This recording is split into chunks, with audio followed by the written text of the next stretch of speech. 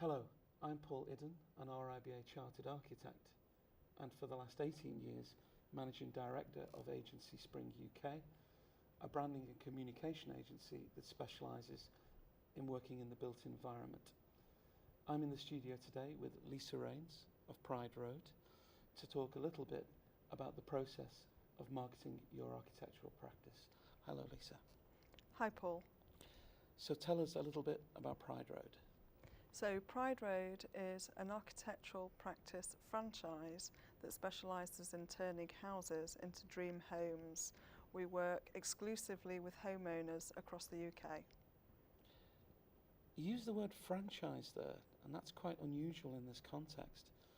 Could you tell us a little bit about what that means? So a franchise is a way of organising a business like McDonald's, Subway, or there's some other service industries out there where a business system is provided to you and you just have to operate that business in order to get a successful quality product.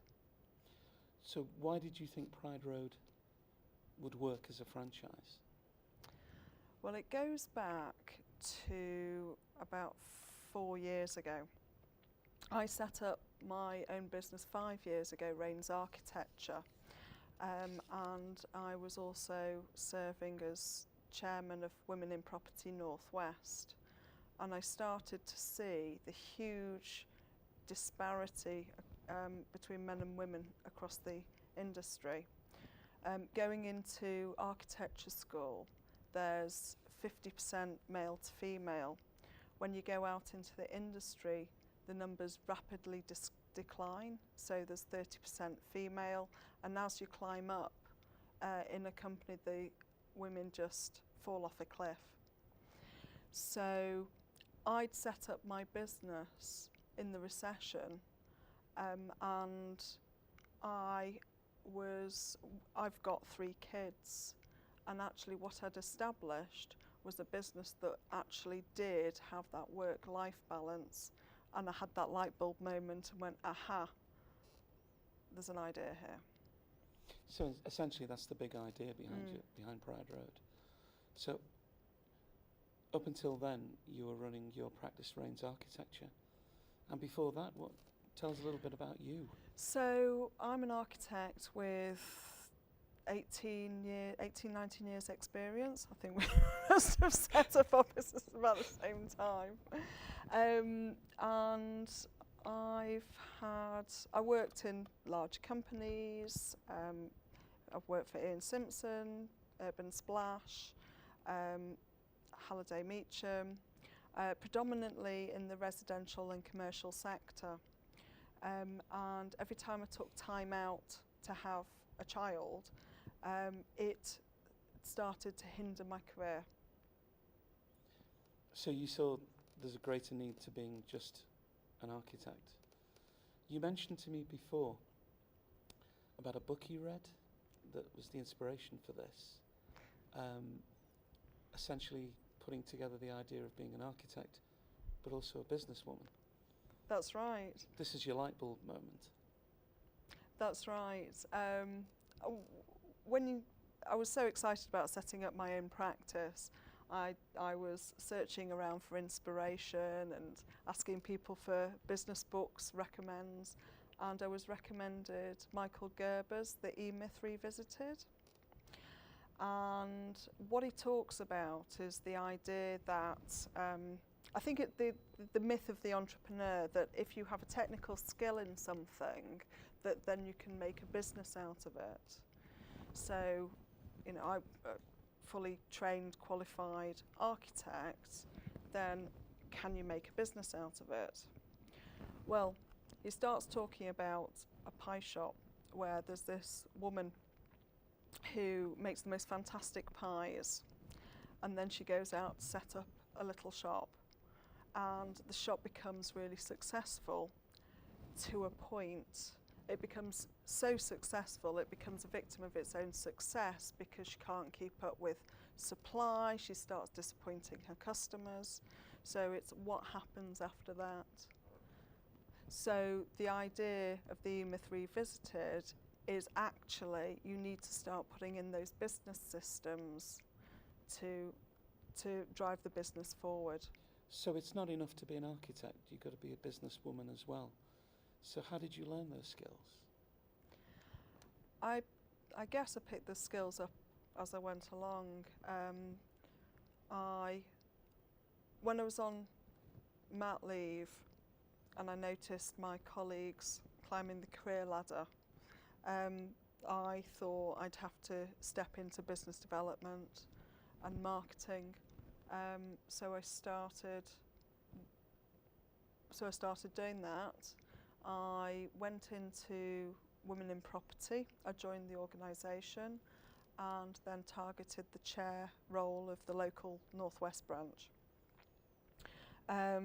So before long, I was chair of the Women in Property Northwest branch, and that gave me a real insight into marketing, event running, PR as well, and also actually gave me a really good platform from which to start promoting the current business that I was in. And in fact, during that time, I ended up setting up Raynes Architecture, and I had a fantastic platform to start talking about that. So would you say it's an important thing for architect practices to understand marketing? Absolutely. When I first set up Raynes Architecture, I guess I was winging it to start off with, but I seemed to pick things up pretty well. I started in the social media boom, built my own website, drove traffic to the website, and I seemed to settle on a platform of working with domestic homeowners. And as a model, that's worked really well for me. Now with the Pride Road, I realised I needed to give it some serious welly behind it, and be much more structured about it, and which is why I came and sought some professional help. That's when you came and talked to us? Yes. We often talk about a simple 5-step model that can be used in any business really, but in this case more bespoke for architects, that you can go through to understand what you need to do and when, etc. That was the model we went through together on Pride Road.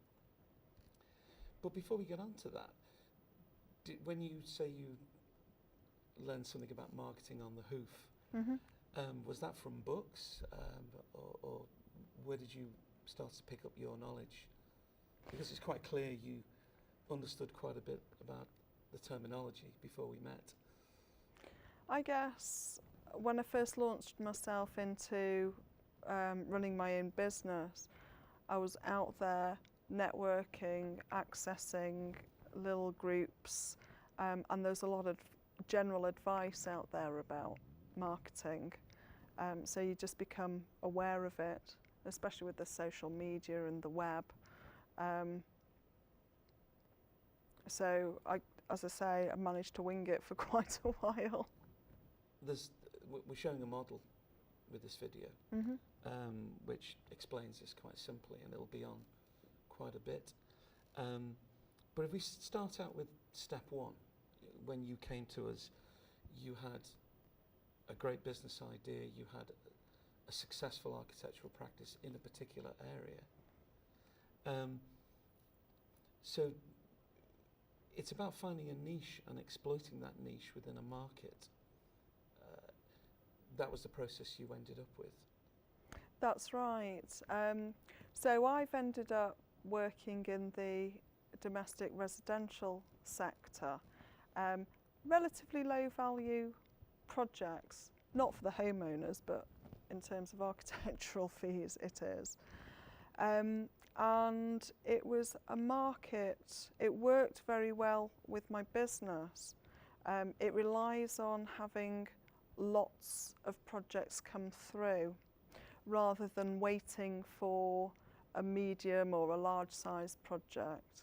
So it meant that my cash flow was much more predictable. So if one client pulls the plug on a job, you're not all of a sudden left with 2-3 members of staff to pay for and no money coming in. With the domestic small end of the sector, it's much more level. So you can predict when you're going to go on holiday, how many staff you're going to need, if any, and it's for me to maintain that work-life balance. It's a sector that works really well.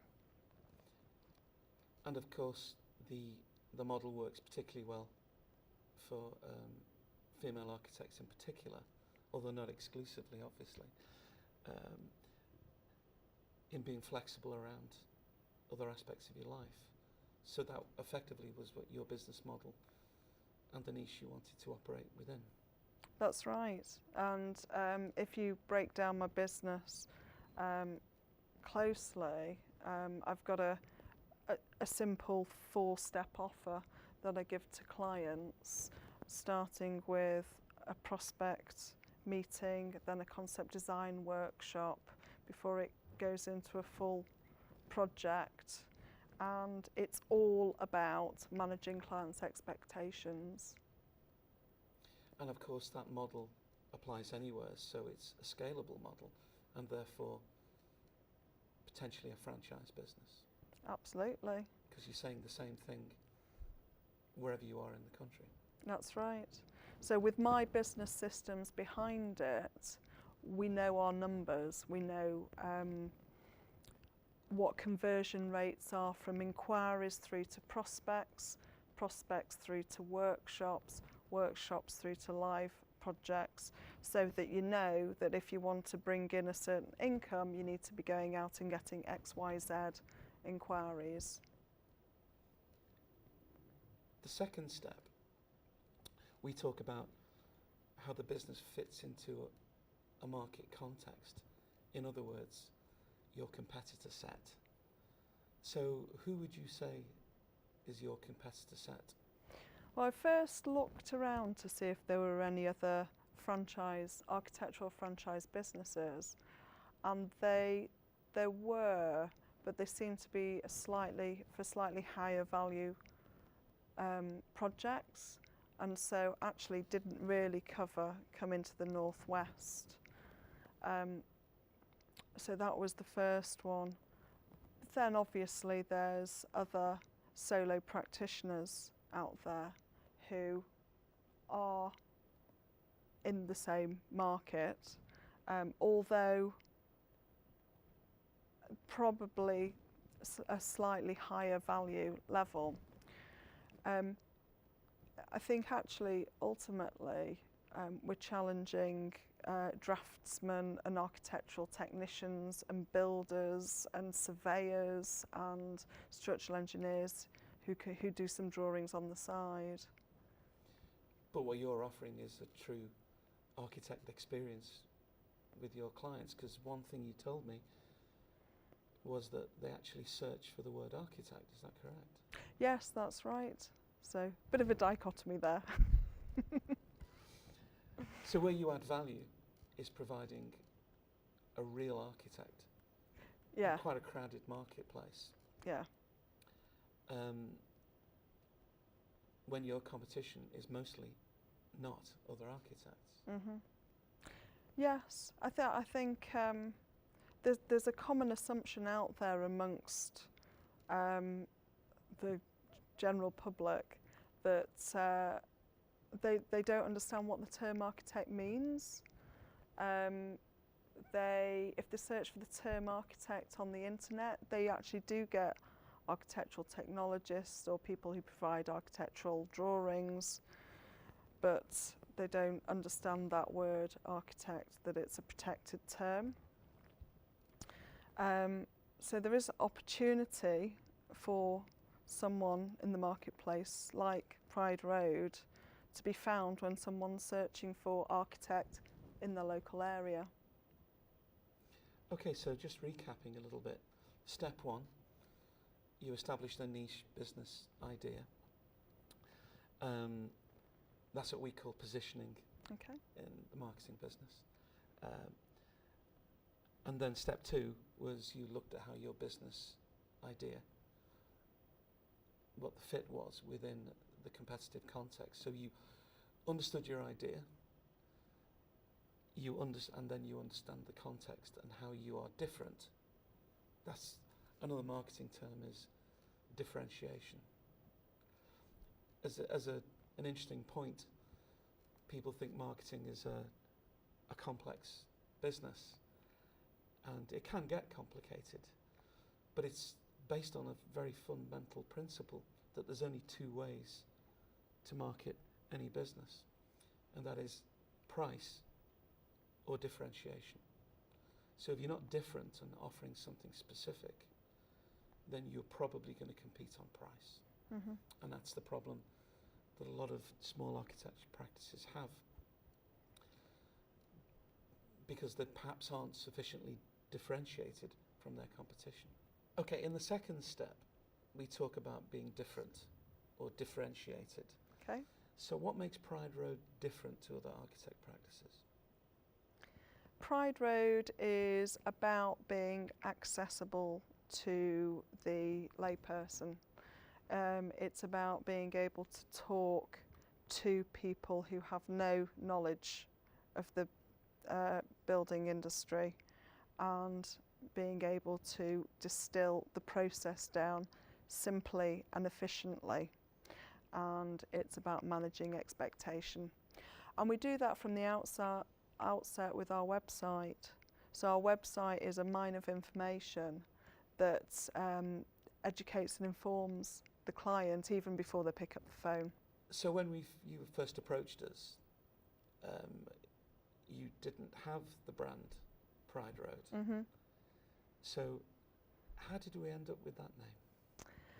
Well, I had the name Raw as a working title for a few years, which is ROAR, which actually stems from a kind of women's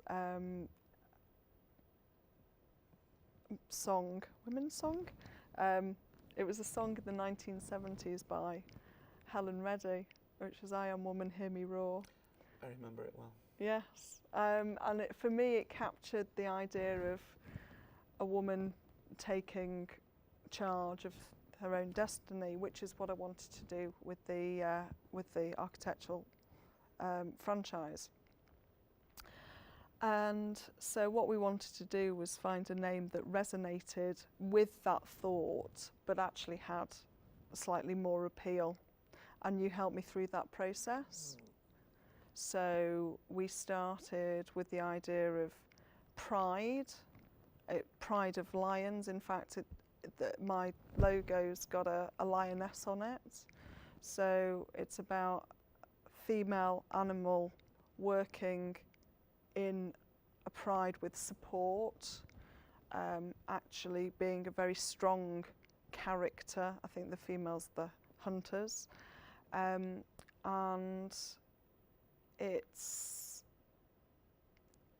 I found other names that were associated with women to be, it put women in the home and with the hearth, and they sounded just a little bit too patronising. I thought Pride was a very strong name for a female brand. And then also you've got the connotation with pride. We want our clients to have pride in their homes. And Road, we're on a journey. The client's on a journey. And Road is kind of an urban setting as well, so kind of puts architecture back into the title. So Pride Road. Because it's a franchise, this brand needed to appeal to potential franchisees, other architects, but it also had to appeal to the consumer, your end consumer. That's right. That's what made it complicated, I guess. Yes, it was quite complicated. Complicated process. Yeah, I think we got there in the end. Everyone loves the name. Well, the logo for Pride Road is a road sign, effectively. And that's a very familiar symbol to anybody who lives on a street avenue throughout the UK. We even talked about a strapline, didn't we? We did. So we've got architecture that's right up your street. So that ties back in with the journey and the road sign and the urban environment again. So I think it all works quite nicely. And it does tell your end consumer exactly what they're going to get. Mm. Having established your brand Mm-hmm. and the logo and understanding your position in the market, so we've gone through the first 3 steps.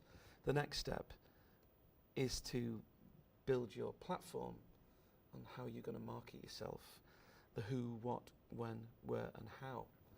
So could you explain a little bit about what that means in terms of a process? Well, for ours it was for Pride Road it was slightly unusual because we're dealing with both the franchisee and the consumer as well. So we were looking at the 2 markets in parallel. So first of all, we're looking at targeting young architects and how I'm going to get to that market. And then we're also looking at the consumer and how we're going to get there. Website for me is my main tool. So for me, it's about driving traffic to the website. And I do that through a number of ways. How important is it that that website is kept very active and new and updated? So my website's my shop. It's got to be kept fresh and interesting, not only for my consumers that are coming to me, but more importantly for Google and Google rankings. My aim is to be at the top of Google for architect in whatever location. So I've held a strong position in Manchester for quite a long time. Not necessarily at number 1, but on that first page. So if anyone searched for Architect Manchester, I was there. So the strategy for Pride Road is exactly the same. And you need a website with quality content and pictures and information to be able to do that. Presumably you also need to have news and new content on an ongoing basis. Yes, I need a blog platform because that's another way of driving traffic to my website. Then I've got content to talk about on social media, and obviously I've got case studies on the site, and people are always interested in having a look around my case studies and testimonials. That's what we call in the trade an inbound strategy. In other words, people coming to you, you're not advertising as such or broadcasting. That's right. I learnt early on in my business that to limit the amount of speculative work that I did. So even taking out adverts in Checker Trade or going on one of those kind of search engine sites wasn't working for me. I needed people who, once they'd found my website, were ready to buy. So this takes us to step 5, which is bringing the business to life, getting it out there, which is, as you said, primarily through your website and blog and other means. It can be a bit of a full-time job, this, can't it? I'd say yes, definitely. It's taken over my life. Well, I've always been focused on my business, but yes, trying to think of different marketing avenues to build the website, whether it's through social media or Google advertising or blogs or PR, linking to, trying to get links in other people's websites, linking back to the website. Yes, it's definitely a full-time job. But because the business itself is systemised, I can still deliver my architectural product in the same way that I have been. So, would you like me to explain more? Please do. So, my business processes are relatively simple. And everything that I've got is systemised. So from an inquiry coming in, how I answer a telephone call, how I respond to the telephone call and make a booking an appointment, going to see a client, it's all structured. So you don't have to think about anything else apart from asking the client the right questions, filling out a form that I've very, very carefully designed over the 5 years, and then leading them into a concept design workshop.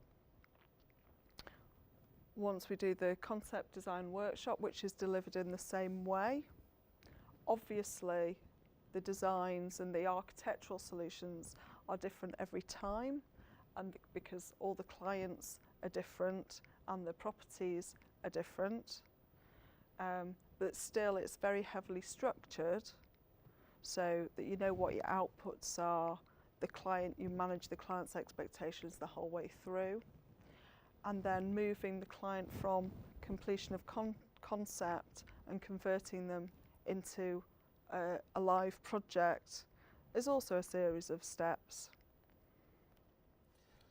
So, would you say that architectural practices need to explain the process by which they work more to their consumers? Because I work in the domestic sector, I have to educate my clients every time I go and see them. In other types of projects, in other types of sectors, architects are dealing with more experienced clients who are maybe on their second, third project and who are familiar with the architectural language, the different stages, different types of tendering process. So it's horses for courses, but what I've learned is I never assume that anyone has any knowledge when they come to meet me. Even if they do work as a consultant in the property sector, they've not necessarily built anything for themselves before, and so someone's understanding of a planning system for a large retail multi-storey project is completely different to the planning process for, you know, a kind of single-storey extension on a house in somewhere. not wanting to name any locations. Somewhere in the UK. Yeah. So it's about educating people, and they do say, you know, genuinely, they do prefer it if I just start from scratch and explain the process to them, and I can explain timelines. Okay, so at the top of the interview, we talked about the simple processes of marketing, but I've got a couple of questions I'd like to ask. First one, how much of your time do you think you actually spend marketing your business? A percentage? It does vary depending on my tasks, but it easily 60% on client facing and project work, and the rest it could all probably be put into marketing. I mean, I started doing a lot of face-to-face marketing, networking, and then as my business evolved, it became more online marketing. And then that settles down a little bit, actually, because you can put a little bit less time in it. But recently, yeah, as we've gone into the launch of Pride Road, there's an awful lot going into the marketing. And the second and final question is, how important do you believe marketing is to architect practices? I think it's incredibly important. You need to make sure that you're working in the sector that you enjoy working in. There's no point in keeping going in a sector that is neither profitable nor enjoyable. And then once you've worked out which sector you want to work in, then get out and market to that. Lisa Raynes, thank you very much. Pleasure.